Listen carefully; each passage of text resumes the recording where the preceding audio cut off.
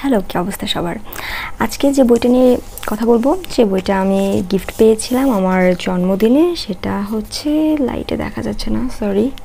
সেটা হচ্ছে এই তো আদর্শ হিন্দু হোটেল, বিভূতিভূষণ বন্দ্যোপাধ্যায়। এটা আমি 2023 সালে আমার একটা জন্মদিনে আমার একজন খুবই পছন্দের সিনিয়র আপুর থেকে গিফটটা পেয়েছিলাম। তো বইটা অনেক আগে আমার পড়া হয়েছে, কিন্তু ভাবলাম যে এই বইটা নিয়ে যেহেতু কখনো কথা বলা হয়নি এবং খুবই চমৎকার একটা বই, সো বইটা নিয়ে একটা ভিডিও করা যাক। সেই ভাবনা থেকেই মূলত এই ভিডিওটা করা। সেটা হচ্ছে এই বইয়ে একজন স্বপ্নবাজ একজন রাঁধুনির কথা বলা আছে। খুবই সিম্পল একটা স্টোরি, খুবই সুন্দর একটা স্টোরি, যেটা আপনার মনে দাগ কেটে থাকবে। যেমন এই বইয়ে একজন যে রাঁধুনির কথা বলা আছে, ওনার নাম হচ্ছে হাজারি ঠাকুর। উনি গ্রামের খুবই সহজ সরল একজন মানুষ, যিনি খুব প্যাশন নিয়ে রান্না করেন এবং খুব ভালো রান্না করতে পারেন। তো রাঁধুনির কাজ করার জন্য উনি আপনার হচ্ছে থেকে কি বলে গ্রাম থেকে রানাঘাটের একটা স্টেশনে, রেল স্টেশনের একটা হোটেলে কাজ করতে আসেন। সেই হোটেলটা হচ্ছে বেচু চক্রবর্তী নামের একজন ব্যক্তি চালান এবং সেই হোটেলটা বেশ পপুলার। সেখানে মানুষজন খুব সেখানকার খাবার দাবার খায়। কিন্তু এই যে যিনি হাজারি ঠাকুর, ওনার মনের মধ্যে সবসময় থাকে নিজের একটা হোটেল করবে। এবং এই স্বপ্নটা তার কীভাবে আসে, সেটা হচ্ছে এই যে বেচু চক্রবর্তীর হোটেলে উনি কাজ করেন, সেখানে পদ্মঝি বলে একটা ঝি আছেন।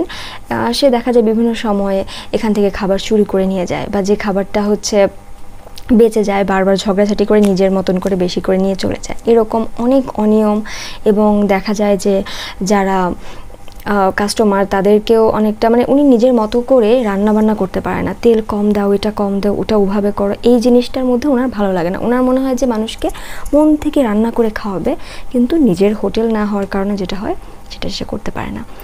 তো এই জায়গা থেকে তার সবসময় একটা ইচ্ছা থাকে যে একদিন সে নিজের একটা হোটেল করবে, যার জন্য সে অল্প অল্প টাকা জমাতে থাকে।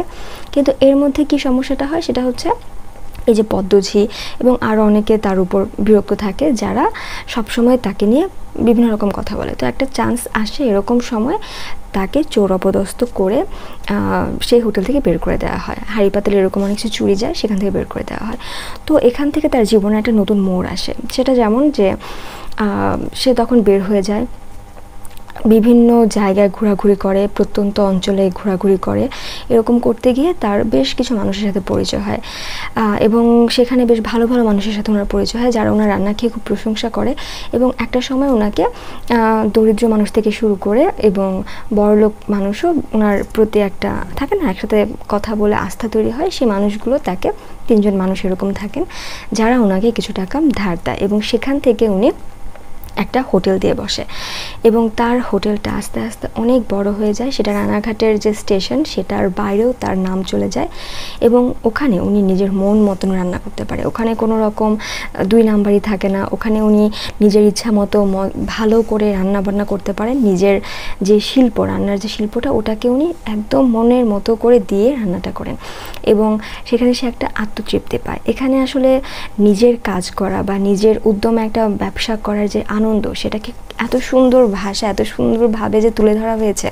এবং এই যে জার্নিগুলো তো সহজ হয় না, এক একজনের এক একটা আপস অ্যান্ড ডাউনস থাকে। সেই জিনিসগুলোকে খুব সুন্দরভাবে তুলে ধরা হয়েছে। এই যে একজন খুবই অসহায় গরিব মানুষ, যে চাচ্ছিল যে টাকা জমিয়ে একটা হোটেল দিবে, এরপর সে চোর অপবাদে বের হয়ে গেল। তারপর আবার এমন কিছু মানুষজনের সাথে তার পরিচয় হলো, যারা তাকে বিশ্বাস করলো, যারা তার হাতে টাকা তুলে দিল, এবং সে সেই টাকা দিয়ে ধার নিয়ে একটা হোটেল খুলে নিজের মনোযোগ দিয়ে সব কাজটা করে সেই সব টাকা শোধ করে নিজের একটা সুন্দর বাসা করলো, এবং নিজের পরিবারকে নিয়ে সুখে শান্তিতে বসবাস করতে থাকলো। এই যে বিষয়টা না, এই জার্নিটা এক ধাক্কায় আসে না। আমাদের হয়তো শুনতে ভালো লাগছে, কারো জীবনে এরকম দেখতে ভালো লাগে, বাট যে মানুষটা এই জার্নিটার ভিতর দিয়ে যায়, তাকে অনেক লম্বা পথ পাড়ি দিতে হয়। যে লম্বা পথটা আপনি এই বইয়ে পড়তে গেলে পাবেন। এবং একটা সময় পর যে টার্নিং পয়েন্ট আসে, বোম্বাই থেকে তাকে ইনভাইট করে সেখানকার একটা হোটেল পরিচালনা করার জন্য। এবং শেষে দেখা যায় যে এই যে রাঁধুনি, উনি হাজারি ঠাকুর, উনি ওনার হোটেলটাকে এখানে রেখে সে সামনের দিকে এগিয়ে যাচ্ছে। সে বোম্বাইয়ের পথে হেঁটে যাচ্ছে, যে মানুষটা তার জীবনটা একটা প্রত্যন্ত গ্রাম থেকে শুরু করেছিল। এই যে টার্নিং পয়েন্টটা জীবনের, এই বিষয়টা আসলে দেখায় যে আপনার যে জিনিসের প্রতি ভালোবাসা আছে, প্যাশন আছে, সেটাকে আন্তরিকভাবে ভালোবেসে যদি আপনি কাজ করে যান, তখন না জীবনের একটা পর্যায়ে গিয়ে আপনি সফল হবেন, কারণ ওই কাজটা করতে আপনার ভালো লাগবে, আপনি ভালোবাসেন সেই কাজটা করতে। রান্নার প্রতি যে প্যাশনটা এই বই এত সুন্দর করে দেখানো হয়েছে এবং যে সুন্দর করে ব্যাখ্যাগুলো তুলে ধরা হয়েছে, সেটা আসলে অনবদ্য। সেটা আসলে বিভূতিভূষণ ছাড়া অন্য কেউ পারবে না, এটা আমার পার্সোনাল একটা অপিনিয়ন। তো আপনারা এই বইটা অবশ্যই অবশ্যই চেক আউট করে দেখবেন, আদর্শ হিন্দু হোটেল, বিভূতিভূষণের এই বইটা মারাত্মক সুন্দর একটা বই।